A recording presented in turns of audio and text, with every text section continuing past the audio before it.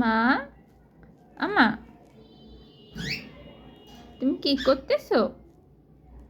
লোকে ইয়ারফোনে গান শুনে আর তুমি কি করো? ইয়ারফোন তুমি কি করো? তুমি ইয়ারফোনে গান শোনো? মা, ইয়ারফোন কাটতেছো তুমি? হ্যাঁ, তুমি ইয়ারফোনটা ওখানে নিয়ে গেছো খাঁচার উপরে?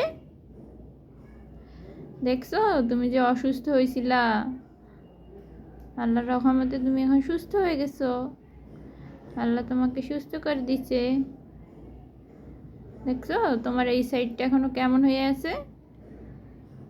মারে, মা, আমা,